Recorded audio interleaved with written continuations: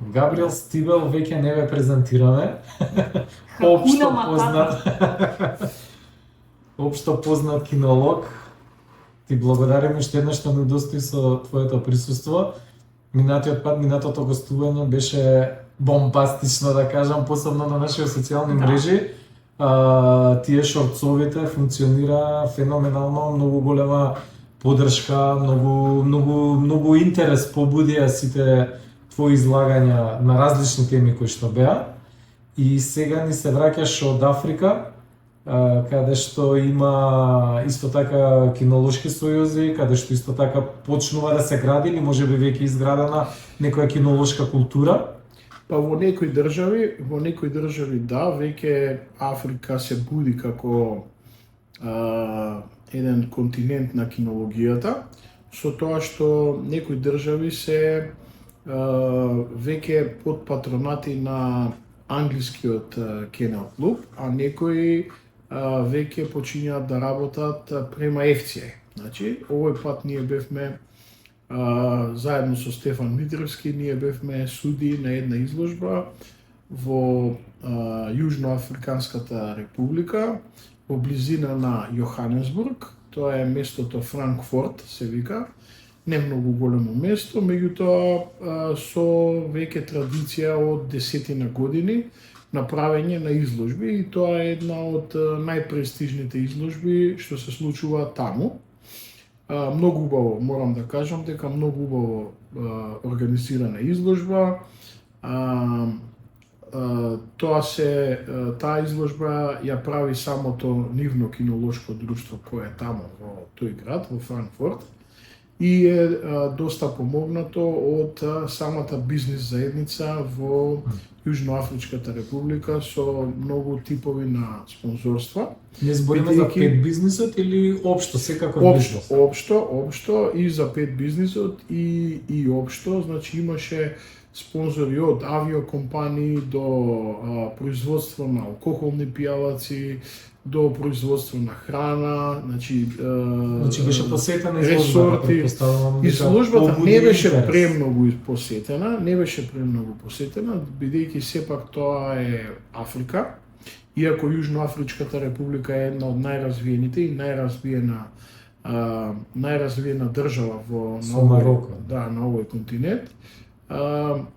Сепак има некои ограничувања кои не дозволуваат се уште да тоа биде така толку многу либерално, бидејќи се работи за една држава која има постојано предизвици, постојано некој напон се чувствува меѓурасен таму, како што знаете, често пати избиваат некои како немири, ајде да не речам како некои не се војни, последици од апартхеидот. Последици од апартхеидот.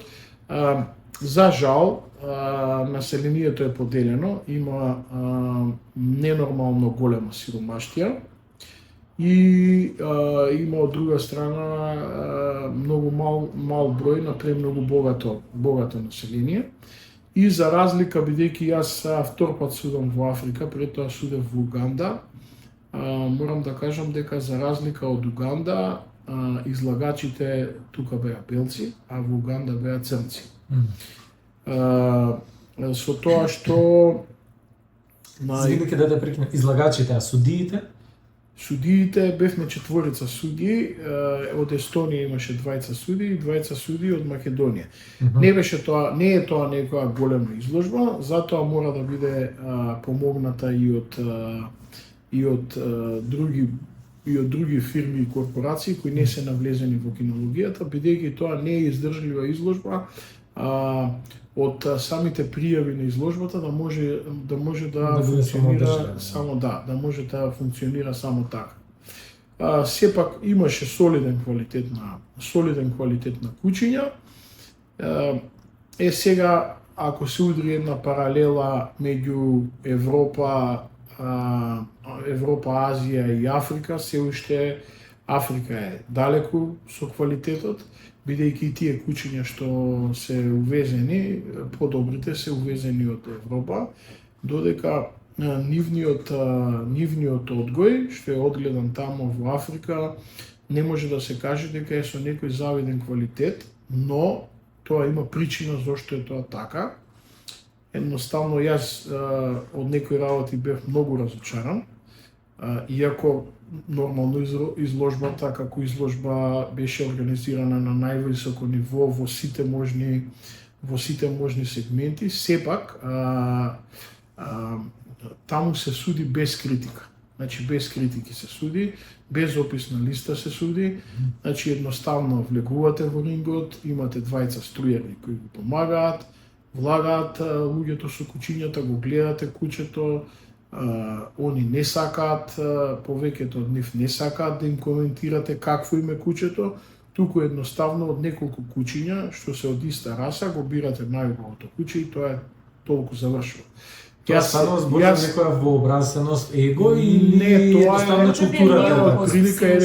тоа е од прилика стил, ајде не кажам дека на таков сличен начин се суди во Англија, на таков сличен начин се суди во Австралија, мада во Австралија јас давав критики и кажувам дека моето судење беше прогласено за едно од најдобрите судења минатата година во Австралија. Најдов на многу големо одобрување тоа што таму судев, меѓутоа што судев со критики и ваму се обидов да судам со критики и се беше добро, но струјарите два пати ме опоменаа дека не треба да давам критики. Иако критиките не беа јавни и гласни, туку беше чисто опис на кучето, значи анатомски, кои се добрите работи, кои се лошите работи на кучето и ајде да не речам 1/3 судев така, од судењето 1/3 ме опомена еднаш струјарот, ама знаеш, вика, те молам, вика, ако може без критики, само значи пласмани. Јас се направив дека не го слушам, бидејќи не го сакам таквиот тип на судење. И лошо се почувствував и продолжив и тој ме опомена уште еднаш. Ми рече, ама знаеш, вика, ќе ни направиш проблеми, вика, едноставно не сакаат. Јас не почувствував дека тие излагачите не сакаат, туку го разбрав дека овие што гледаат од надвор, па како они да не сакаат да се слушаат критики. И сега што се случува? Се случува они немаат напредок, значи во нивната кинологија, во одгледувањето, они немаат напредок и не може да имаат напредок, бидејќи стандардот е пропишан за една раса. И сега вие кога купувате куче од една раса со педигре, одите на изложба за да ви дадат процена на квалитетот на вашето куче и да ви дадат оценска листа, пишана. Оценска листа, прецена пишана. Спрема таа оценска листа која вас ви е напишана, вие, ако сакате да одгледувате, ги коригирате маните на вашето куче, парејќи го со куче кој ги нема истите мани како вашето куче, значи да не се дублираат. И сега таму што се случува, они имаат кучиња многу со лошо забало, кое во Европа се дисквалификува, дури не смее ни кучето да се дисквалификува, не постои дисквалификација, дури не постои ни оцена, нема ни оцена, туку постои еден израз кој се вика excuse, можеш да направиш excuse и да кажеш дека тоа куче не можеш да го оцениш толку. Нема значи како FCA изложби, единица, двојка, тројка, четворка, петка, такви работи. И што се случува? Они, значи не е како во Европа кучето да има 2-3 години, пример, изложбена кариера или 4 или 5, туку го носат кучето додека е живо, го носат на изложби истото куче и они се задоволни од тоа, значи не сакаат да знаат, например, не сакаат луѓето од истата бранша, од истата раса, да ги знаат, значи маните што ги има нивното куче. воопшто тоа не сакаат да се слуша, не сакаат да се знае и тука се завршува се. Влагате во ринг, си правите рангирање, прво, второ, трето место, тука завршува се. Сега, затоа кучињата што се изведени кај нив се далеку послаб квалитет од оние кучиња што они ги купуваат од Што се увезени. од А Европа. за кои раси на кучиња се работи? Па за сите раси. Например, имаше од 9-та група неколку кај нив и не се и групите како кај нас, 10 групи, како ние што имаме, например, прва FCA, втора до 10-та FCA група, кај нив не се ни така поделени кучињата. Кај нив се поделени на утилити група, па не знам, на ловечки кучиња, на други други се като овако, дури они ги имаат и изменето некои од стандардите од FCA што се пропишани, кај некои кучиња во однос на боите имаат бои кои таму се признаени, а FCA не ги признава. Што и тоа не го одобрувам, бидејќи ако некоја држава направила за некое куче стандард и тоа куче го стандардизирала под број стандард тој и пропишала да биде тоа така и така, значи тоа треба да се почитува и тоа треба да се одгледува по тој стандард, а не непризнаени бои во самата раса таму да бидат признаени во друга држава која не е под юрисдикција на ЕФЦ. Но тоа се веќе други политички, кинолошки политички проблеми што се однесува до луѓето, до излагачите, тие си беа многу културни, значи добивавме цело време аплаузи, значи немаше никаков проблем. Веќе вториот ден мене ми беше јасно колку е. Дека таа изложба е една од изложбите каде што нема потреба, значи, да се внесуваш како судија, да докажуваш некои работи, да сакаш да помогнеш, бидејќи ограничени ти се рацете, ти се врзани на некој начин и ти си ограничен со тоа што тебе ти е кажено. Значи, нема дисквалификација, нема многу добра оценка, нема. Твое е само да кажеш прво, второ, трето место и тоа. И дали доделуваш титула или не доделуваш титула. Кога живеевме во брегот на Слоновата коска, прв комшија ни беше израелската амбасада. И они чуваа хаска и самојад. И хаската и самојадот многу тешко го поминува времето. Дали имаше сибирски раси? Имаше хаски, имаше и тоа не малку. Мислам дека од 250 кучиња имаше десетина хаски.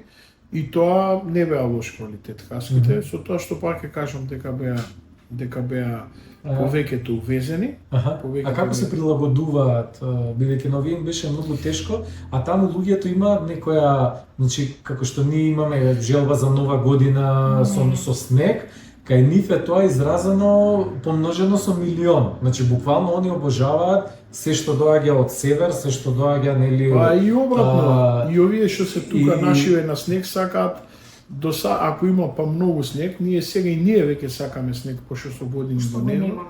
Меѓутоа ако живееш на место кај што има многу снег, сакаш да одиш на плажа и тоа е обратно. Сакам да кажам дека тие за Африка не видов ги подсетуваат на тоа, они цртаат на излозите. Хумано да се чуваат тие раси на такви. Сега ќе ви кажам една работа. За Африка не видов каде ги чуваат, но сум видел во Тајланд и во Филипини кај ги чуваат. Значи ги чуваат во многу убави сали, големи. Тоа се обично луѓе кои се доста многу имучни. Ние бевме еднаш гости кај еден господин од Филипини кој имаше огромна одгледувачница за хаски, целата беше во клими, во огромни пропелери, како авионски мотори кои дуваат цело време за крзното на хаските да биде квалитетно. Меѓутоа таму има еден друг проблем, што се уште не може да се увиди од што е проблемот. Проблемот е што они кои ќе ги земат хаските од Европа, второто поколение и третото поколение е помало. Кучињата им се помали. Што се случува? Што се Интересно. случило, има некој феномен, значи, Две, иако три ја даваат генерации колку брзо се истата храна иде, дали Да. од климата, дали Мора да има се си влијание има, на се си има. поречното услови. Дали телото на А должината на влакното имаме тоа податок Па дали не, должината на влакното е тоа, меѓу Габаритот? габаритот на куќето е едноставно физиономијата, буквално субстанцата на коштаната маса, субстанцата на Е помала. коските е помала. Например, мажјаците личат како женки. Нема изразен полов диморфизам. Женките се уште помали од женките што кои се тука. Значи тоа приметливо сум го видел приметливо дека е во Азија, иако се во Азија многу популарни. А во Африка ги имаше као втора, трета генерација или сите беа прва? Па Тие хаски што не беа? можам сега точно да мислам дека повеќето беа увозни од тие што ги видов, повеќето беа увозни и беа солиден квалитет. Да, солиден. Еден ден дури Best in Show најубаво куќе на изложбата беше избрана хаска.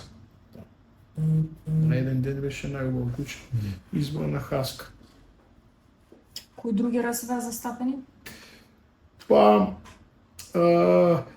од првата Кои се група нивни автохтони раси што се Од признаени, дали се автохтони раси застапени во изложба? кај нив е родезискиот риџбек, што на вистина таму видов прекрасни примероци. Имаше едно 6-7 родезиски риџбеци, што на вистина беа онака капитални примероци, многу убави, што веќе во Европа тешко е да се видат. Порано, пред 10 години 12, имаше на вистина убави риџбеци на изложбите, тука посебно овде кај што доаѓа кај нас на Балкан.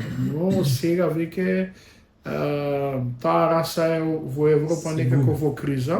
Значи нема убави примероци, така се со послаб костур, типот не е тој, значи ваму беа на вистина така со маркантни глави, со целосно кој ќе го видите куќето, она одава плени едноставно со својата убавина, со еластичност при движење, таа црвена интензивна боја, риџот гореше, таа гитарата горе на грбот е долг и правилен, значи форматот на куќето е, коските се јаки, главата, добар стоп, значи целото кучињата голема разлика, значи 30% подобри примероци од последниве што се вадат во последниве години што се вадат во Европа. Толку падна риџбеците во квалитет тука на овие балкански простори што ги носат, што често пати треба да се загледаш дали е риџбек или е вижла. Дали е риџбек или е вижла. Вижлата е сосема друга раса, меѓутоа бидејќи потсеќа на бојата, и onda се загледуваш вика риџбек. Како риџбек сега која големинава е и субстанцата на костурот е за вижла, не е за риџбек. Ете така. Тоа и имаат бурбул една раса, што немаше ни еден пример на оваа изложба, но затоа кога бев во Уганда, бурбули имаше многу, имаше околу 40 бурбули судев, импозантни примероци. Тоа е мешавина од Бул мастив, англиски мастив, бул мастив, бордошка дога, тоа е една нивна мешавина. И за таа раса постои една политика нивна, бидејќи они не ни сакаат да биде признаена. Тоа не е признаена раса, додека риџбекот е признаена раса, бурбулот не е признаена раса од Евција и они не ни сакаат да биде признаена. Си имаат свој стандард, си имаат свој начин на оценување на таа раса, посебно се бодира главата, посебно се бодира гребен, посебно се бодираат одредени партии на телото. А што би изгубиле оние ако се признае тоа? Или едноставно можеби се работи и за некоја политика, што они не сакаат ни таа раса многу да излегува од Африка и да се шири.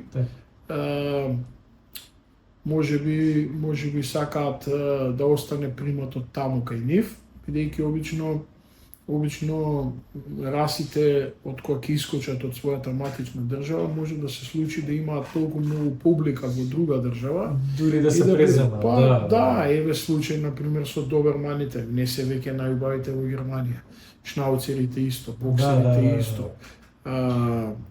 И многу други раси што матичната држава им е таа, да речеме во други држави има појаки клубови, Предпоставам белгиски овчар или не е Па, случај? белгиски овчар е Што ужас, не знам. катастрофа. Како? Катастрофа. Не, сакам да кажам, во поглед на Белгија како матична држава, предпоставам дека не Ужас, јас судев во Белгија, 10 примероци дојдоа на изложби, сите беа плашливи, многу тешко, карактерот беше катастрофален, морав да дадам да победи куче е 12 години старо од класа на ветерани, затоа што едино беше што можев да го оценам. Едноставно, кај нив толку многу последниве години падна карактерот на тие кучиња, што од една од најдобрите раси за работа во светот, моментално имаат многу проблеми со карактерот, како раса. И Белгија одамна, мислам, тоа... го има изгубено. Да, одамна не е проблемот што државата ќе го што таа држава или тој матичен клуб ќе го изгуби приматот. Проблемот е кога друга држава ќе ја преземе расата и ќе го промени типот. Тоа е најголемиот. Така. Кога ќе го промени типот. Значи, нема да биде тој изворен тип што се одгледува. Така. Туку ќе се промени типот, ќе се преземе типот од некои познати одгледувачи на кои им победуваат кучињата на изложби и тие го наметнуваат тој тип. Например, тоа е многу изразено кај померанците. Кај померанците е многу изразено сега, што таму имате, викаме, знаеш, ова е теди беар тип, ова е фокси тип. Фокси тајп, теди беар тајп. Значи, постои стандард. Во стандардот е опишано тоа како треба да изгледа. Тоа е шпиц. Миниатурен шпиц. И одлика е на шпицот, се знае главата на шпицот каква треба да биде. Не може тој да има глава, не може тој да има брахицефална глава. Така. Да има Јасно. Да има сплескана муцка, да има кратка муцка, да има широко чело како Мики Маус да изгледа. Тој мора да биде шпиц, така е опишано во стандард. Ама си ги сакаме тие сплесканите толку многу. Епа, Што да правиме? ама Со тоа е Google. проблем, ама тоа е, видете сега, може да се направи уште една раса. Значи, може да се направи уште една раса. Значи, треба да се почитува стандардот, а стандардот е таков, затоа што тоа куче со таква муцка е предодредено да живее, да има дишни патишта, да биде здраво, а ова куче кое од генерација на генерација му се смалува самата муцка, доаѓа до дегенерација на самиот тип и тука веќе имате и проблеми со здравје и со се. А сега веќе кога имате тоа го имате кај кавалиер Чарлс Спаниел и Кинг Кавалиер Чарлс Спаниел. Тоа се две различни раси, затоа што едната раса има Не знам дека се две раси. како што е шицу, Кинг Кавалиер Чарлс Спаниел е една раса? Да. А кавалиер Чарлс Спаниел? Да. Е различна раса, затоа што едната има кратка муцка, а другата има подолга муцка. И сега тоа и така и со ова може да се направи. И со многу раси можело така да се направи, а посебно од овчарските раси, од пастирските раси, од овчарските раси има многу што, например, бил основниот тип е овчарско куче, меѓутоа бидејќи потоа тие се парени во урбани средини, добиене потежок тип и тој тип веќе станал мастифо како мастив тип станал. И тој мастив тип, значи, направил да се направи уште една раса. И сега тој изворниот тип овчарскиот што си е пастирскиот си е со луповидна глава, а овој другиот е со молосоидна глава. И така се настанати две раси. Така, тој со померанецот што го излажали го има на пример, ама без педигре. Он каде треба да оди за да си добие? Никаде он треба да си ги парите тој треба да отиде кај тој што му го продал куќето и тој да си поднесе, тој да поднесе целата документација што е потребна да ја поднесе. Јасно. Еве јавно кажувам пак на сите да не бидат излажани, значи кога купуваат куќе, мало куќе кога да не бидат излажани, кога бараат, кога прашуваат дали има педигре.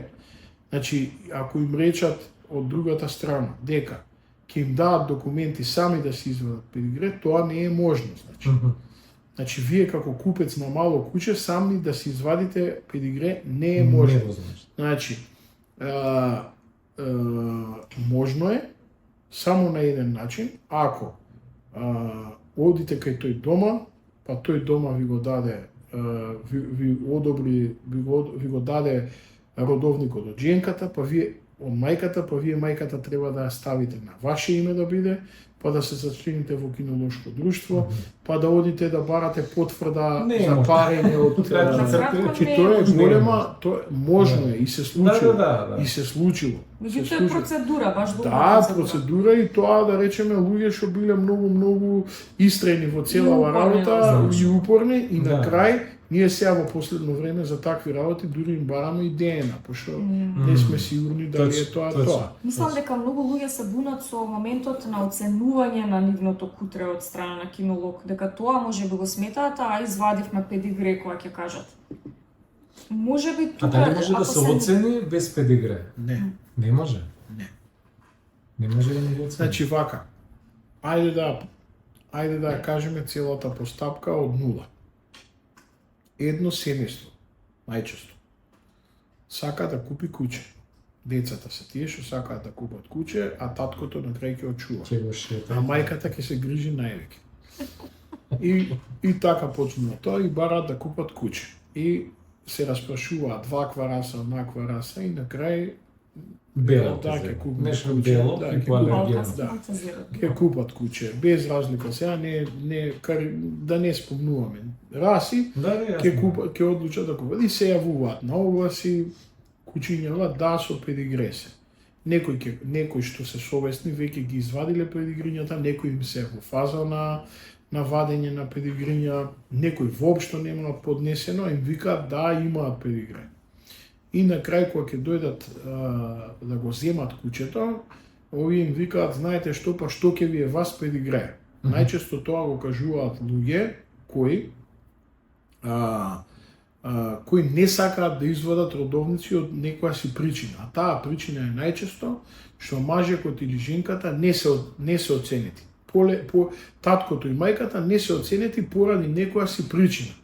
И едноставно... За малите да имаат педигре, мора родителите да се оценети. За малите да имаат педигре, мора двата родитела да имаат педигре и да се оценети. Значи условот е да имаат педигре и да се оценети. Сега што се случува? Кога доаѓаат луѓе да си го земат куќето, бидејќи се нестрпливи, а куќе се купува со голема стрпливост, значи најголема грешка е кога одите се тресат со кејф да го купат куќето и тука се прави најголемата грешка која ќе трае, која ќе трае 2-13 години додека е живо куќето. Сега куќе без педигре како да чувате емигрант дома некој. Значи не знам како да ви кажам, за мене е така. Подобро е да имаш куќе од азен земено, вдомено, отколку да имаш расно куќе, а да ти нема куќето педигре. За мене тоа е злосторство. Сега ќе ви кажам зошто. Затоа што некои луѓе, за да ја направат таа раса, работеле 150 години. Генерации работеле. Чи генерации секоја лоза вадела педигре. Секоја лоза. секој нареден од нив вадел педигре, и сега ти се наоѓаш најпаметен, некој, што викаш, ја бе, што ќе ми мене педигре, ја кучето нема да го носам на изложби, нема ова, нема она, мене ми е кучето миленик. Абе, ако нека ти биде миленик. Ама зашто ти не си зема куче од улица да ти биде миленик, туку зема расно куче. Зема расно куче. Ја купи убавината и трудот на некој 150 години пред тебе што го правил. И сега ти за некои ситни пари се, 1000 денари е педигре од куче. Па они 1000 денари ги даваат во еден Сакаш да кажеш дека има и купци што не сакаат педигре, ако има можност, они се набедени, они ги наведуваат продавачите. Они се убедени од продавачите да го купат кучето без педигре. Шо ке ти е, зашто не ти треба, зашто ти е педигре, па ти си го зимаш за тебе ќе ти биде миленик, тебе за 1000 денари. Да. 1000 денари. Да, има процедура на вадење на родовник, таа не е нешто, не знам што. Така. Се собираат документите, неколку документи се предаваат, доаѓа кинолошки судија кај вас дома, ги зима, еве ќе ви кажам како е тоа. Значи, вие кој ќе го купите, ако сте одговорен собственик и ако веќе сте имале среќа да ви даат родовник за кучето, без разлика каков квалитет е кучето, вие еве сте купиле женка.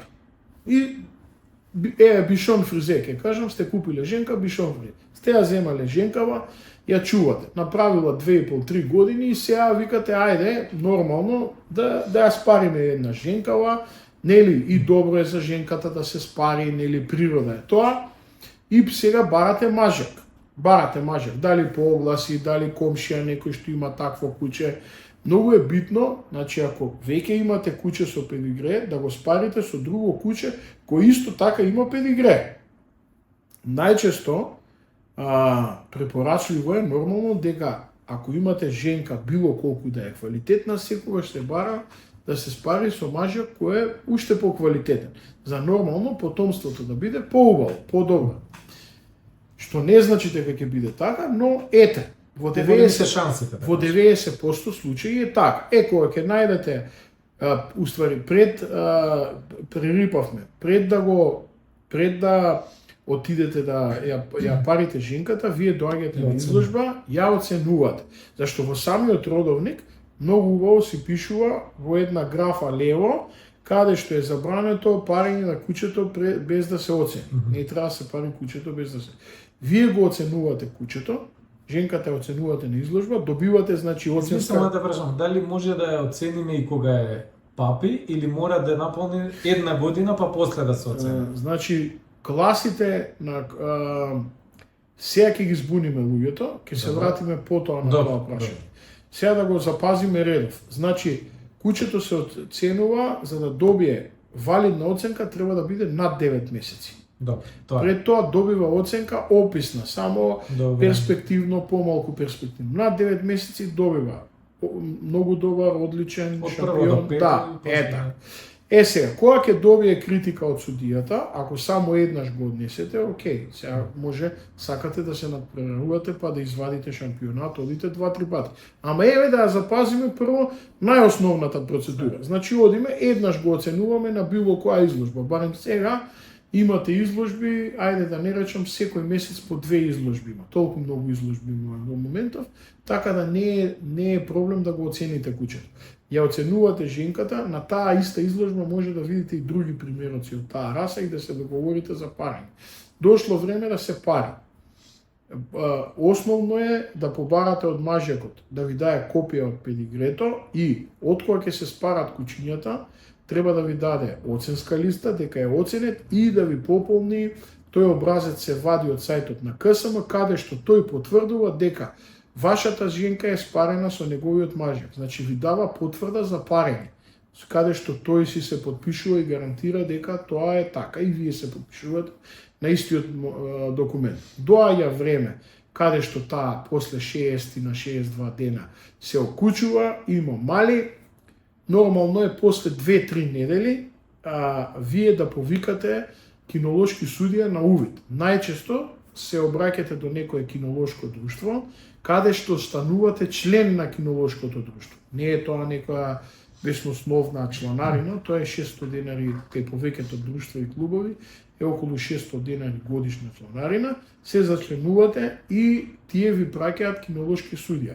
Кинолошки судија доаѓа на увид, ги гледа кученцата дали одговараат на расата, значи гледа дали имаат некои посебни марки на нив, дали имаат, да речеме, црна точка, белини, зависно од расата.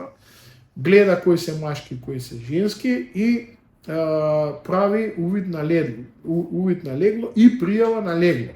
Увидот на легло го потполнува тој, каде што тој како судија гарантира дека на тој и тој ден видел толку и толку кученца од таа и таа женка, 4 биле машки, 4 биле женски. Сега се пополнува пријавата на легло, каде што најчесто, не најчесто, него мора да биде така, сите кученца имаат иста почетна буква. Не мора да биде на А, иако А е прва, која сака да може да биде, меѓутоа сите кученца се на. Прво се напишуваат машките, женските со име и тој со тие документи што ќе ги земе од вас, значи од вас ја добива копија од родовникот на женката, добива копија од оценската листа, тоа вие му давате, како одгледувач му давате му давате дека сте платиле чланарина во одредено кинолошко друштво, копија од родовникот од мажјакот, копија од оценската листа од мажјакот и потврдата за парење од мажјакот. Тој ги поднесува тие документи во кинолошкиот сојуз, а вие како собственик уплаќате за секое кученце по 1000 денари за родовник. Ако се 8 кученца, тоа се 8000 денари ги уплаќате на кинолошкото друштво. Кинолошкото друштво потоа ги предава документите во кинолошки сојуз и тоа трае од прилика 2-3 недели. Таа процедура трае 2-3 недели. Зависно дали кинолошкиот сојуз има изложби, дали се некои празници, важно вие во некои си 2-3 недели ќе ги добиете, некојаш и за недела дена може да ги добиете документите, педигрињата. Сега, како луѓето доаѓаат, вие ги огласувате малите кученца, нели? Како луѓето доаѓаат да си ги земат кученцата, вие им ги давате и родовниците. И тука, значи, вашата обврска завршува. Со тоа што имате исто обврска пред државата, да, кога ќе одите во првата ветеринарна станица што ви е најблиску, треба да ги предадете имињата на новите собственици на кученцата, како они би ги повикале на микрочипирање. Како они би ги повикале на микрочипирање. Сега тоа дали почнува да функционира, а законски... Тоа се правилата. Тоа се правилата, да. И вие како нов собственик на куче сте должни, значи, после тамо 3 месеци да отидете да си го чипирате кучето, да си го ставите во систем на ваше име. Сега, тоа е, значи, само тоа е, таква е процедурата на вадење педигре. Може би дека сме на оваа тема, само да те прашам, кога ќе купат 90% купуваат од Србија. Кои документи треба да ги имаат кога доаѓаат тука или од странство едноставно? Сега вака. Многу пати, за жал, еве ова нека биде апел до сите што го гледаат ова, многу пати, за жал, луѓето биваат прелажани, бидејќи Србија е еден огромен пазар, кинолошки пазар, огромен. Сакам да кажам дека еден од најголемите во Европа, не само тука во регионот, имаат, значи, многу голем број на кученца и имаат кучиња од најнизок квалитет па се до највисок квалитет. Најчесто луѓето биваат излажени. Зошто? Затоа што кога ќе купат куче од Србија, тие им даваат српски родовник, кој е валиден, да се разбереме.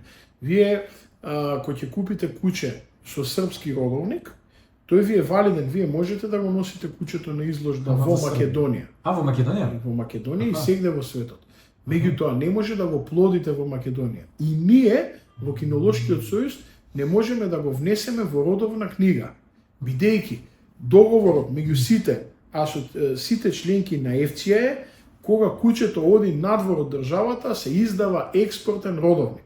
Така да, сите оние кои купуваат куче од Србија, треба да се информираат. И при купување од оглас од ова да си кажат, ама јас сакам да ми извадите експортен родовник.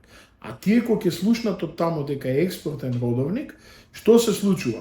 Експортниот родовник во старт е нешто поскап. Например, еве за кај нас во Македонија да речеме, ако е нашиот родовник за во Македонија 1000 денари, ово е 1800 денари. А нивниот е, не знам, 20 нешто евра е, мислам, 15-20 евра е обичниот, а другиот е 40-50 евра. Малку е поскап тој. И сега, што се случува?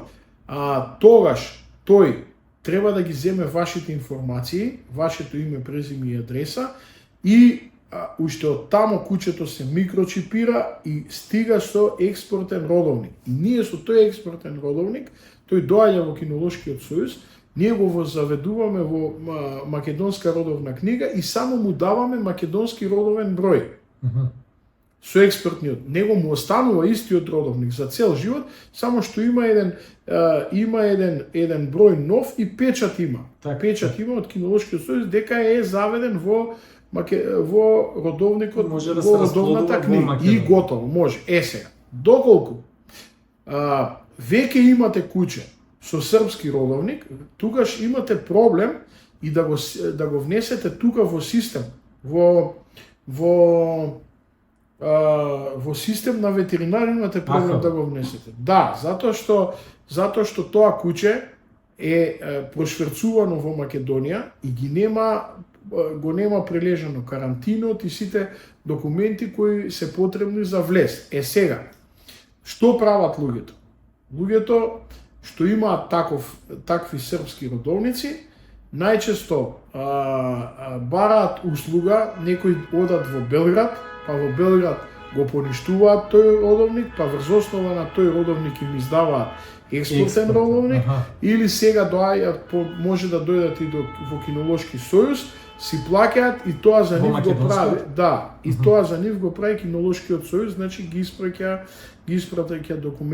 испраќа тој родовник во Србија. Во Србија тој се поништува, се доплаќаат пари и врз основа на тоа се враќа експортен родовник. Тоа е да го заобиколат се тоа, значи им даваме совет да се побарат експортен родовник. Да, кога се купува куќа од напред, експортен родовник. Да, чини 20-30, чини некои си 30 евра поскапо во старт, меѓутоа тоа е правата, тоа е за жал така, во сите држави е така договорено и така е, мора да биде така, значи ние не смееме да внесеме дали од Србија, дали од било која држава, не смееме да внесеме родовник кој не е експортен во родовната книга. Тоа е меѓународен договор.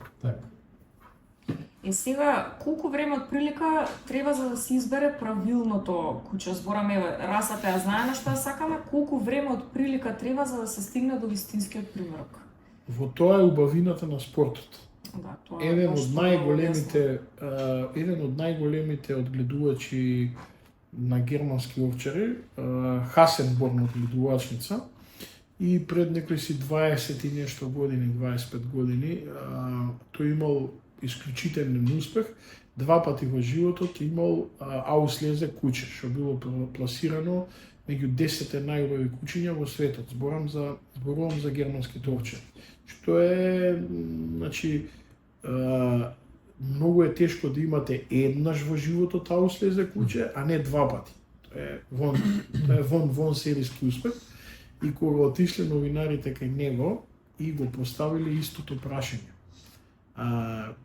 Како ќе им дадете совет, каков совет ќе им дадете на новите одгледувачи да си го изберат најубавото куќе во леглото.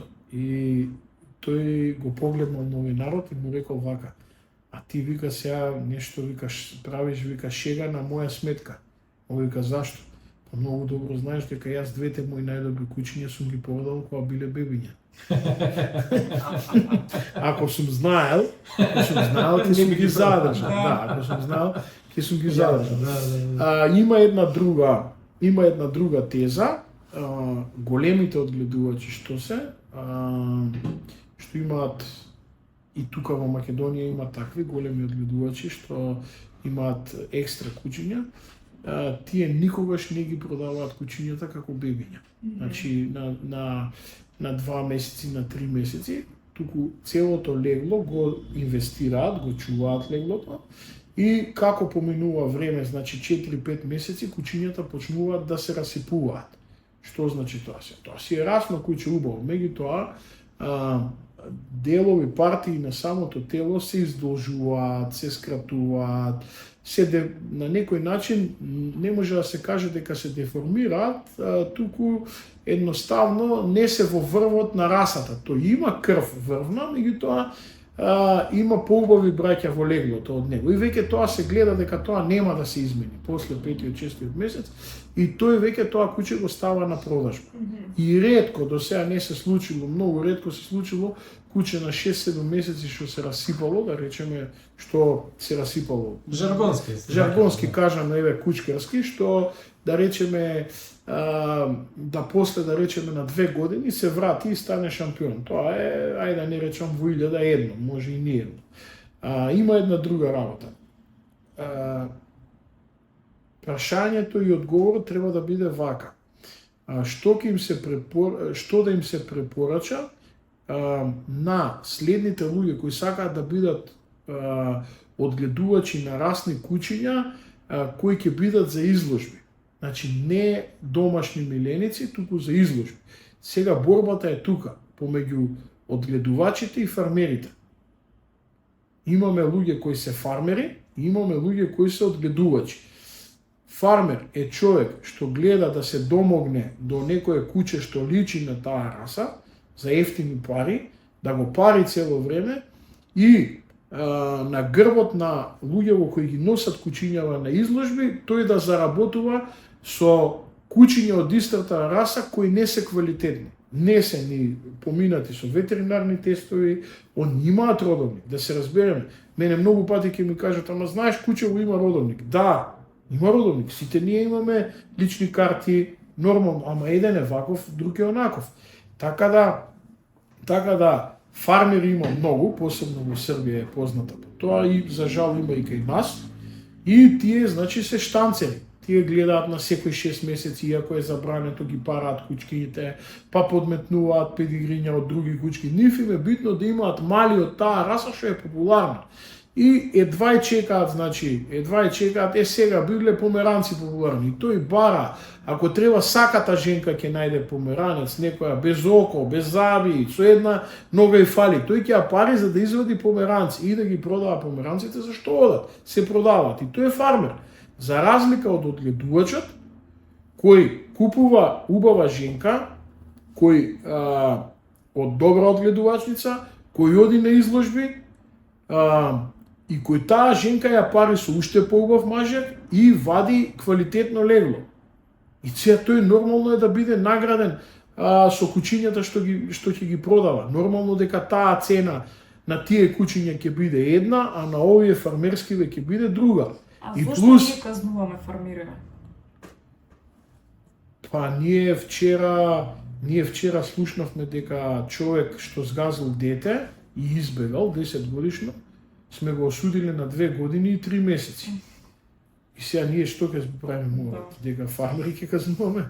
Па немојте да бидеме смешни сега. Се враќаме назад на моментот, се враќаме назад каде што еве некој човек сака, бил на некој изложби, видел некоја одредена раса, му се допаднала и тој сака да купи убаво куче од таа раса и сака да стартува со тоа што сака да одгледува кучиња кои се изложбен квалитет. Сега како него да му помогнеме да дојде до квалитетно куче? Тоа е прашањето. А одговорот е најдобриот одговор е да се обрати кај најдобриот одгледувач што може да биде, кој има традиција, кој да речеме генерацијски одгледува добри кучиња, да се јави, да дигне телефон и да каже: "Ало, вие сте тој и тој, да. Сакам да ми го продадете најлошото женско кутре од вашата одгледувачница." И тој ќе биде изненаден. Ќе рече: "Што? најлошото женско кутре што го имате во вашата одгледувачница да ми го продавате. И тој нормално ќе му рече дојди. Ако има женски кучиња, во 90% случаи, и тој ќе си каже, и добро, имам женско кутре, не е нешто кој знае што, не е кој знае колку добро за изложби, иако има топ крв од мајка, не знам, шампионка, татко светски шампион, меѓутоа не е многу за гледање. Пример, овие другите кучиња се подобри. Е сега што се случува? Вие така имате шанса, значи многу да го скратите патот до нешто квалитетно. Чи тој одгледувачот кај што го купувате тоа кутре, тој многу работел за да дојде до тој квалитет. Вие го купувате најлошото женско кутре од леглото. Еве да кажам најнеубавото. И тоа ја купувате крвта. Вие тоа кутре ја има истата крв што ја има и најубавото женско кутре од леглото. И во многу случаи се случило да такви женки дадат поубаво потомство од убавите женки. Еве пошто јас сум по германските овчари, на пример Перле Вилштегерланд била 2 пати светска првенка. Меѓутоа не дала ништо, иако била спарена со најврвните мажјаци во светот, во 5-6 легла не дала ни приближно куче на нези. Меѓутоа незината сестра Палме, тие се Перле и Палме Вилштегерланд, дала 2 светски шампиони, што е вон серијски успех. 2 светски шампиони со 2 различни мажјаци. Можете да замислите, женка која не била ни светска првенка, била нормална оценка, женка одлично оценета, со добар карактер, многу понеубава од незината сестра која била светска првенка, таа не дала ништо, оваа дала 2 светски првака. Тука е суштината на одгојот, да се дојде до почетна добра крв. Чи не, знаете како младите луѓе во денешно време сакаат одма и сега. А тоа одма и сега е многу тешко или е многу скапо. Значи, да се биде еден добар одгледувач, треба многу внимание и среќа треба, и многу знаења. Сега ние имаме еден многу голем колку ни е услуга интернетот и телефоните, колку ни се прозорец кон светот, толку и се залажуваме дека читајки за една вечер или за 2 вечери, ние стануваме експерти. Че имаме во денешно време многу такви инстант кучкари, кои немаат 2 легла одгледани во животот, меѓутоа имаат изначитано еден куп стори по Facebook и сега тој држи предавања, вака било, така било, а нема едно легло, нема една женка окучена. Значи нема една женка откучена. И сега друго е јас да ти раскажувам нешто, а друго е ти да тоа го доживееш. Тоа е многу голема разлика и затоа тоа се мора да биде постапено. Нешто плюс за Африка да прашам или за Азија? За Африка имам јас анекдота, па ќе се навратам, јас бев во Западна Африка, Буркина Фасо, во Буркина Фасо и Либерија, тоа беа 2 соседни држави, од кај што имав пријатели, и они има некои региони и села каде што јадеа кучиња, и тоа беше за нив сосема нормално да се јаде куче. Не знам дали имаше Азија, да. Во Азија, повеќе. Ја ќе ви кажам една анекдота. Ја имам јадено куче. Ова ќе го сечем во монтажа. Не мора да го сечете. Повеќето не биле свесни дека јадат куче. Да, точно, еве јас да ви кажам, мојот главен бизнис е изработка на фонтани и пред некој си не знам 15 на години, може и 20, кога се пушташе браната Козјак, ме ангажира да изработам таму фонтана. Беше рокот многу краток и ние отидовме екипа, за неколку дена изработивме фонтанава и потоа не викнаа на отварање на браната. А браната, како што знаете, ја градеа кинези. И таму имаше како шведска маса, и имаше разни меса, сега тоа не се гледаше дека е куче, тоа беа како коцки месо. Ти пробуваш едно друго и тој дојде еден од нашите, мислам од македонците што работеа таму и се смешкаа, они чекаа само да видат некој да земе од тоа и после нели шала да прават, знаеш ли што проба. И пробуваш тоа едно друго. А јас сум гурман, сакам да пробам, а не знам што сум пробал.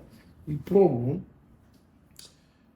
Некој мало коцкиче беше, едно-две така мали коцкички, некако беше како киселка. О мене ми личеше како некој дивеч нешто да е. И тој ми приде и ми вика, знаеш ли, а они знаеа дека сум јас кинолог. И они ми викаат мене, знаеш ли што проба? И ја викам, па не знам што проба, вајда нешто е дива свиња или дива коза, не знам. Не, вика, знае, и ки се смеат, што е куче. Како бе куче? Куче. Вика, знаеш дека кинезите се селски кучиња што беа залутани тука околу браната, се ги очистија овие неколку месеци, вика, се ги испофаќаа, вика, ги испоизедоа. И тоа е тоа. И така ми сакајќи сум пробал куче. Се враќаме на Анекдотата од Африка? Не, анекдотата немаше анекдота, тоа Не, беше, тоа е. ама сега. Немам некој коментар на ова, освен дека ако гледаме така, секое месо што го јадеме доаѓа од некој тип на животно. Сега свесноста на животните е на многу повисоко ниво од тоа што ние сметаме дека се свесни за сите животни според мене.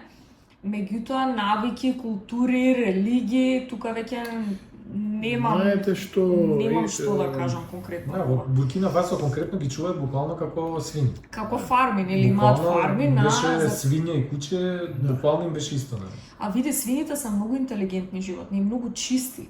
Ние ги доживуваме на поразличен начин и поразлично ги чуваме. Ако гледаме така, ние јадеме многу интелигентни видови, не јадеме животни кои што немаат разум. Да. Кој е во тој случај разликата? Тоа ќе остане вечна полемика. Да. Тоа ќе остане вечна полемика. Меѓутоа, јас имам една теза, можеби некои не се сложуваат, можеби некои ќе се сложат. Како и секое човекот е исто така животно, но со свест. Како и секое друго животно, значи еволуцијата трае. Еволуцијата на човекот не е завршена. По мене не е завршена. Така. И кај многу животински видови не е завршена. Меѓутоа, самата природа го обликува животното на некој начин. Дали на пример, еве сега таму на сафари приметив кога бевме во Африка, приметив дека леопардот, пример, во својата околина е скоро неприметлив. Значи има таква боја, таква некоја мимикрија на бојата на телото, да таа буквално се претопува во околината. Исто така одредени видови на антилопи. Многу животни имаат, значи, го имаат тоа. Сега, тоа го направила природата, они еволуирале така. Еден крокодил, што е крокодил, он, значи, лови во вода, излага и надвор. Крокодилот и алигаторот исто. Сега, човекот како човек, он има сетило за вид и сетило за мирис. Каде мислам дека е грешката во тоа што човекот го прави? Човекот треба да го конзумира само она што го има во неговиот видокруг. Значи ти одиш, гледаш јаболка? Да. Таа е за тебе да ја јадеш. Гледаш патлиџан? Треба да го јадеш. Компир не треба да јадеш. Тебе не ти дала природата прсти, ти да копаш, па да го вадиш компирот, па да го пржиш, па да го печеш. Ти тоа сам си го умислил. Че тоа тебе не ти е дадено. Да, имаш очњаци, канини, да, треба да го фатиш животното, да го убиеш и да го јадеш на лице место тамо каде што е. Се јас разговарам за совршенство. Не разговарам сега дека животниве се сега боцкани, болни, дека треба живи да се јадат. Тоа на човекот му е тоа дадено. И доколку човекот лови со раце лови, да кажеме, со раце лови, еве и со дрво да се послужи, со било што. Тој може да улови едно животно во 6-7 дена. И толку тој ќе јаде месо. На 6-7 дена еднаш. А другото ќе го јаде она што му е дадено. Пченица не му е дадена да јаде. Чи пченицата треба да никне, па треба да се меле, па од незе треба да се прави брашно, па брашното треба да ова и сега ти на најновите истражувања ти кажува не јади шеќер, не јади брашно, не јади ова, не јади она. Ако видиш се што треба да не јадеш, тоа се тебе не ти е дадено у старт. Се е тоа под земја. Значи што ме под земја не треба да го јадеш. Не си ти тебе, не ти е дадена таква обрема на рацете за ти да копаш и да вариш и да печеш. Не треба да вариш, не треба да печеш. Треба сирово да јадеш. И јас ти гарантирам да се направи експеримент и да се пушти дете некое и да се храни со тие работи, што само му се во видокруг на човекот, јас ти гарантирам дека 50-60% од болестите кои треба да ги има, ќе ги нема и ти гарантирам дека за 20-30% ќе му се зголеми животниот век. Тоа е. Значи, тука не е еволуиран човекот. Многу работи нас не ни се дадени. Не ни се дадени, едноставно ние сме ги прилагодиле на тоа. Ние сме ги прилагодиле на тоа. А иначе, кога би се хранеле по она што ни е дадено, да го гледаме и да го конзумираме, значи што е, гледаш нешто што расте, да го зимаш, го јадеш, го конзумираш. Така треба. Се што треба да се преработува, по мене не е добро. Може би одам сега, немој да ме сватите погрешно. Ова се само мои предпоставки и одења во крајности. Меѓутоа, ако земете да го споредите тоа со другите животни, ќе сватите дека е така. И сега некој ќе каже, да, ама ние сме луѓе, ние имаме свест. А што ни направи на свеста? Што мислите дека ние сме среќни што ја имаме свеста? Па тоа е голем прашалник. Зошто? Па ние 2000 години, еве ќе земам 2000 ќе кажам, а не се 2000. Цивилизациите се многу пред 2000 години. Во што напредувавме? Ништо. Уште сме злобни, уште сме лоши, уште сме завидни. Да, ни се смени облеката, јававме коњи и магариња, сега имаме коли. Значи, отидовме со се околу нас, меѓутоа со мозок не отидовме. Не отидовме, значи свеста наша е пак таа алчност, негрижа за околината, себичност, егоизам, значи тоа е во генот на човекот и тоа не може да му еволуира. Еден ден кој ќе дојде свеста да еволуира, тогаш ние ќе одиме напред. Сега сме ништо роботи и се повеќе одиме на тоа. Ја мислам дека сме близу до оној врвот на кулата од карти и мислам дека што побрзо дојдеме и што побрзо таа кула од карти падне, за да се рестартира работата. Чист пример. Одам во ланчот на Туркиш. Одиме со Стефан во ланчот на Туркиш. Се е убаво. Клавир сам свири. Клавирот свири сам. На тие авиони што слетуваат, на тие карти што се продаваат и на тој бизнис тамо што се прави, што они не можат да издржат 4 луѓе пијанисти што ќе ги забавуваат. Тие 4 пијанисти позади нив има жена, има дете, има фамилија. Зошто? Зошто вештачка интелигенција? Ако веќе, зошто ме провоцираш, си ми ставил клавир толкав, пијано си ми ставил толкаво за украс, а човекот што го свири го нема. Ја кога го видов тоа, мене луѓе се чудат и им е интересно, ама мене ми е тажно, мене не ми е интересно. Затоа што јас замислувам човек тамо, кој тој треба да свири и ние да му се, тој треба да свири и ние да му се дивиме и да заработи од тоа. На тие продадени харти, на таа храна, на тој промет што го прави тој турски аеродром. Што е проблемот? За 4 луѓе што треба тоа да го свират, нас вистичка интелигенција ни треба. Па не ни треба, ќе не заменат во сите, ќе не заменат во сите пори, еве, нека не заменат. И заслужуваме да не заменат. Да, Да заслужуваме. идеме во затоа други што- теми. Па не, ама јас се согласувам со ова затоа што стварно нашата еволуција, психичката еволуција, менталната заостанува за жал. Ние мислиме дека со технологијата си олеснивме, но пак сме некако нели она стандардното, се полесно е околу нас, а се потешко е во нас внатре. Нели се повеќе проблеми ментални, психички, се повеќе оддалечување на луѓето, се повеќе замена за луѓето, се осеќаат бескорисни, не можат целта своја да ја пронедат. Така да се согласно, за жал. Жално и точно, мора да дојде до една точка да имаме еден ресет и после за следните генерации Ко преживи може причаш. да, баш буквално. Не знам што да кажам. Можеме малку накратко да продискутираме на темата за тоа колку човекот се меша во природата. За овие неколку клипчиња во последно време, јас ги загледав, се повеќе на TikTok. Зошто човекот осеќа потреба да ги спасува сите животински видови и со тоа да го наруши балансот на природата. Тука спаѓаат и кучињата.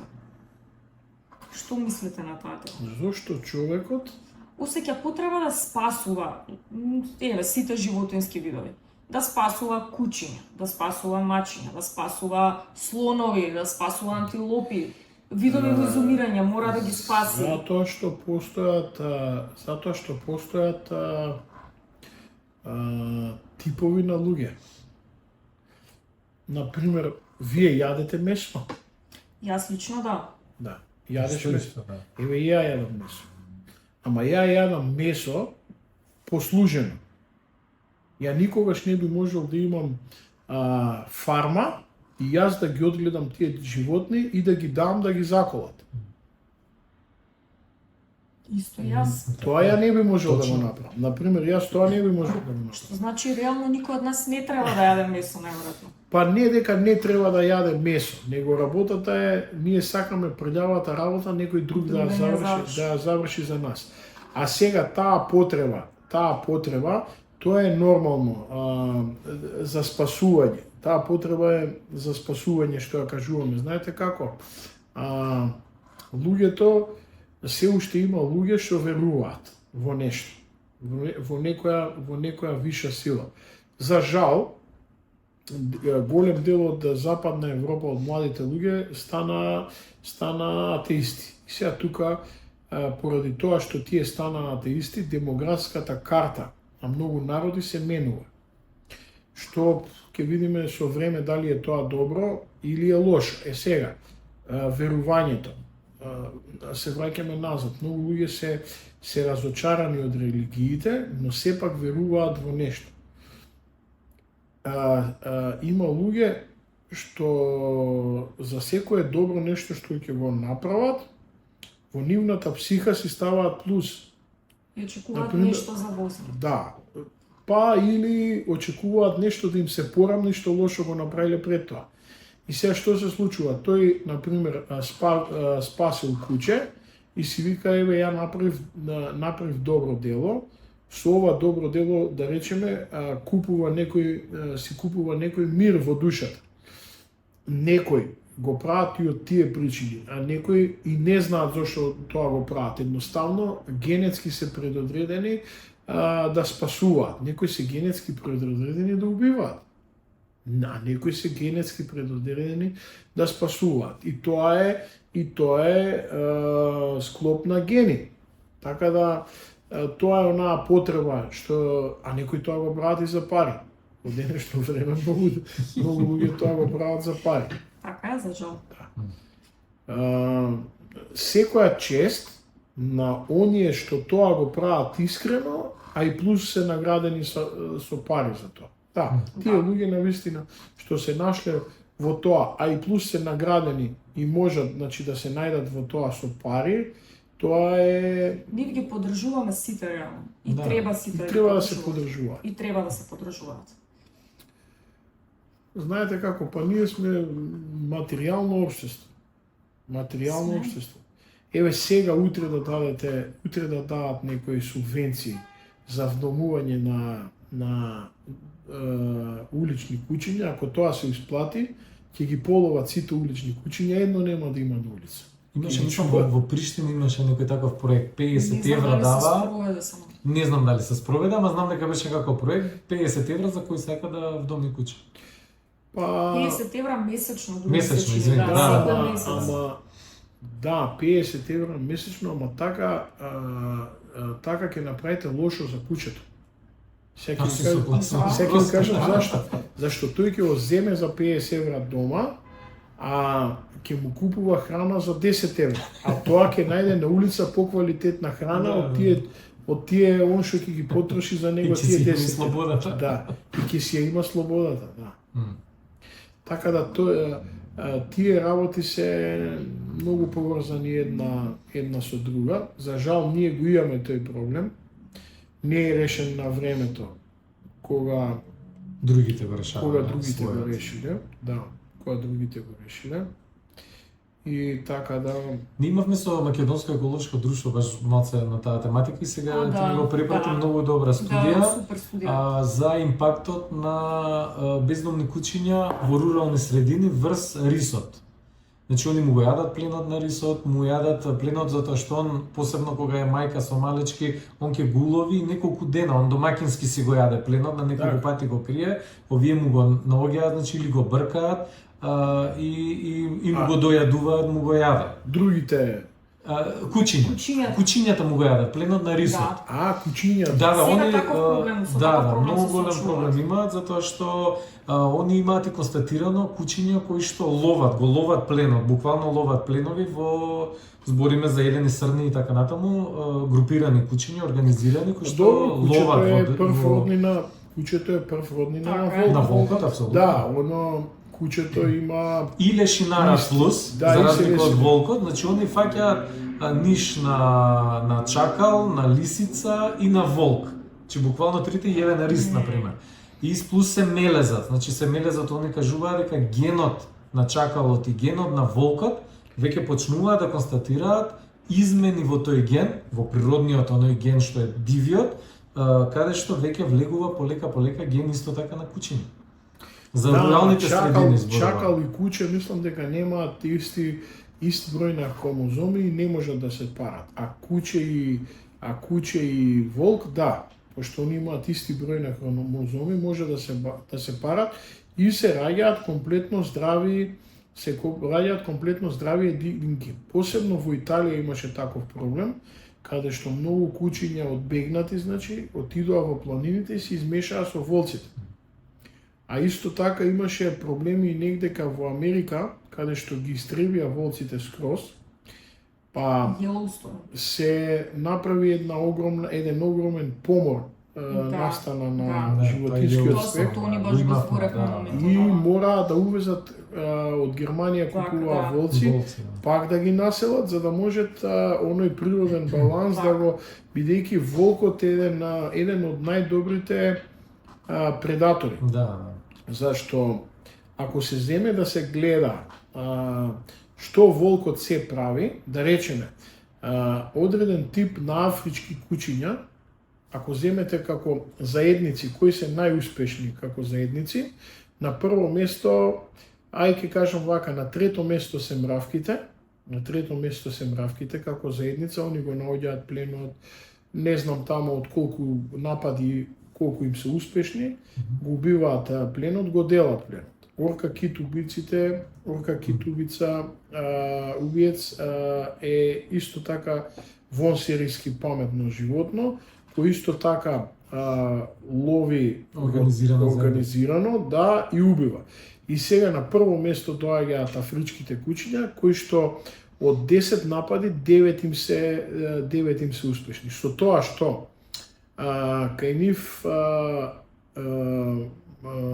е многу специфично што ранетите куќиња и старите ги хранат, малите куќиња ги чуваат сите и пленот кога го јадат, и не си ржат едни на други, за да не се слушне дека си ржат, дека ржат зашто ќе дојат хиените или лавовите и ќе им го земат пленот. И они јадат и не ржат, го изедуваат пленот, дел од нив одат, носат на овие повредените, на малите, па повраќаат, па...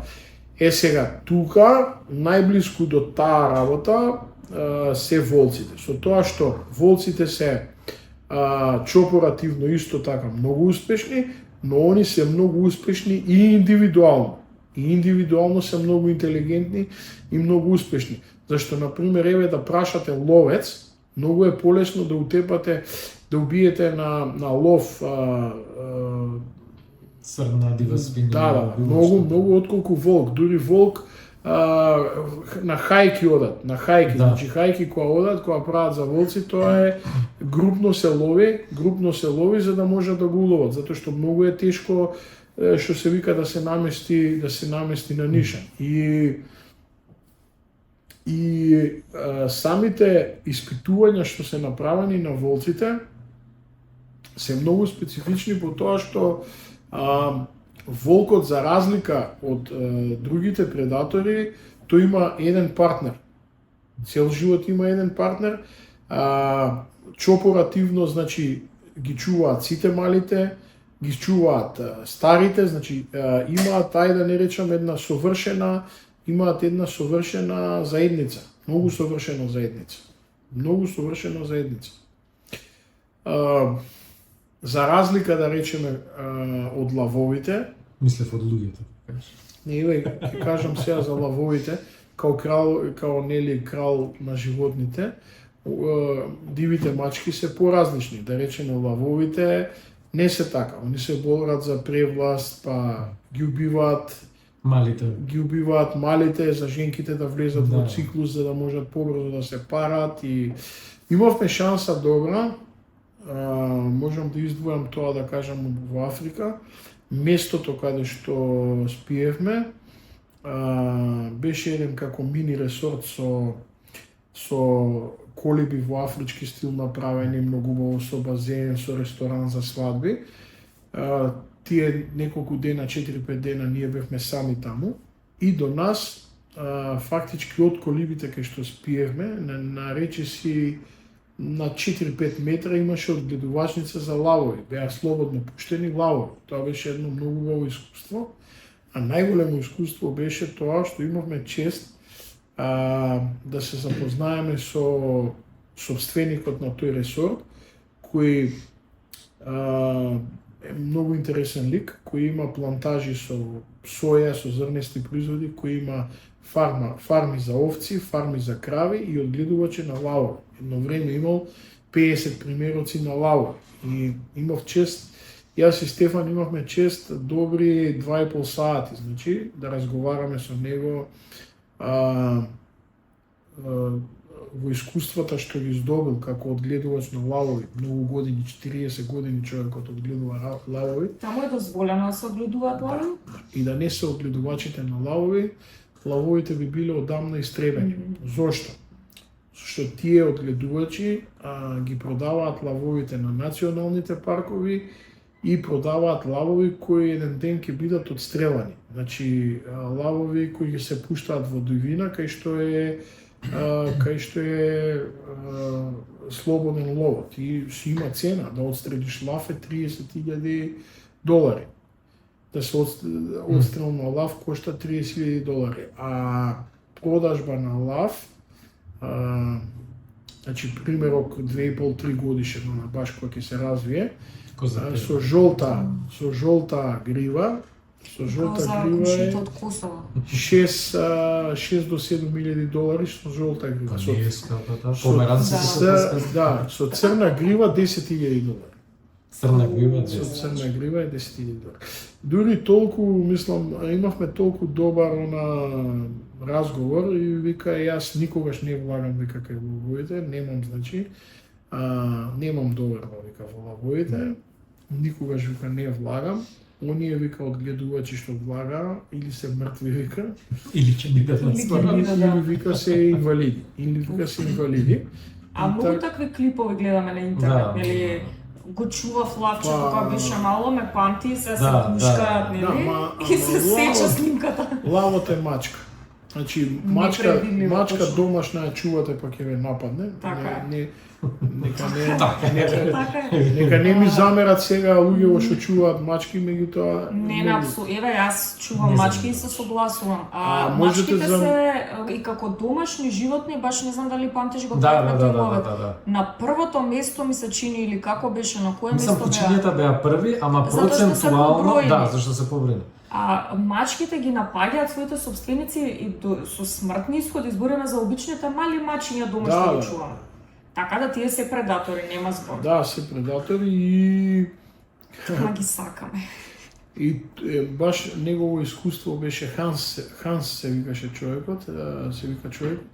Вика, ја имав лав кој го хранев со пилешки батаци преку ограда, вика, и тој доаѓаше толку нежно, вика, го зимаше. Рекс, вика, се викаше.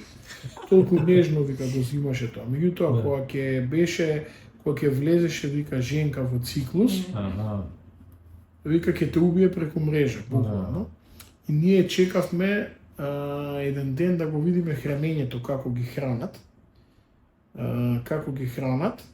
И тоа е цел обред, еднаш неделно, значи се хранат, еднаш неделно им носат храна и они таа храна, значи им е доволна за 6-7 дена. И тоа си има, значи тој што е алфа мажекот и женката јадат, други ве гледаат, они од кој ќе се најадат. Значи го оставаат пленот, другите јадат и така. Дури има таму дури има и легендарни лавови од 90 и некоја година навака, значи има цели прајдови ги викаат они, тоа се како групации на лавови кои они ги пратат цело време се под камери и ги пратат од нивното. Има лавови што се пратени по 12 години од нивното раѓање до смртта, значи. И мора да се каже дека тој живот на лавовите е многу тежок и ретко кој лав доживува длабока старост. Они се рачуна тамо дека после 10, 11, 12 години во дивина, тоа е веќе длабока старост и умираат на најбрутален начин. Значи, фактички живи ги, многу од нив се живи изедени, живи ги јадат. Другите помладите лавови, што доаѓаат, да речеме, како групација нова и живи ги јадат. И има, да речеме, 3-4 групации, ги има тие клипови на YouTube, кои се пратени и се легендарни, секоја по своето, некоја по бруталност, Скар, Нач, Мистер Ти, Тоа е она, значи секоја препорака тоа кој сака да го гледа, зашто има од тие работи многу и да се научи преку нивниот живот за животот на луѓето. Така да. Супер, фала ти, Габриел, уште еднаш, значи Благодарност огромна. да, одлично гостување. Секогаш интересни теми. Да, Еве сега најава за следниот пат. Ајде. Одиме во едно место многу интересно, во Индонезија, Манадо се вика островот. Манадо се вика, Томахон се вика градот, кај што ќе судиме во Индонезија. Интересно е тоа што тој град е познат по најбруталниот пазар што го имаат. Ние ќе судиме изложба за кучиња, а таму е најбруталниот пазар каде што ги јадат кучињата. Па така да следното гостување ќе разговараме и за Индонезија, и за Виетнам, и на крајот завршуваме во Русија. 22 дена ќе трае следното целиот декември, фактички до католички Божик, па после живи здраво од јануари ќе се видиме и ќе се Супер, снимаме. одлично. Таман ќе ни пренесете дали тие што чуваат кучиња истовремено си ги јадат. Не, тоа се тие случаи што се луѓе нели уште што живеат како во племенски заедници, како позаостанати, веќе кажам. Нормално е дека таму помодерните луѓе, тие што се, ајде не речам, поедуцирани, и кај нив веќе државата, Индонезија е огромна држава, и кај нив се прават огромни напори за да се прекине. И мислам дека како поминува времето, ќе се прекине тој тренд на... Сигурно и мислам и не е ни случајно дека се прави изложбата, е баш предпоставуваме да се промовира Па не знам, целиот се- имидж на куќето и тоа Сега ќе промена на видиме што- менталитет каде Таму што јас како што гледав на интернет, на тоа место многу белци доаѓале и купувале кучиња само да не бидат Да, тоа го имам видено убиени јас. таму, Аха. тоа ги така, Ги спасуваат. ги спасуваат на некој начин. Така да се има во Значи светот. таму ќе бидете на вегански и вегетаријанска исхрана претежно за Па, секој никад се не случај. зна. Не знаеме на каква исхрана ќе бидеме, тоа се Јасно зависи си. од Јасно си, домакините. јасно си. Или Најсигурно. нешто морско, нешто Ваму што главната пливка. работа октопот ни беше. Нема ризик, така нема ризик дека куќаш. И се Фала гледа уште дека еднаш, не Габриел. кучат. Се Фала. гледаме Поздрав до наскоро, сите секој е добро. гледачи и се гледа. Фала ти уште Фала. еднаш.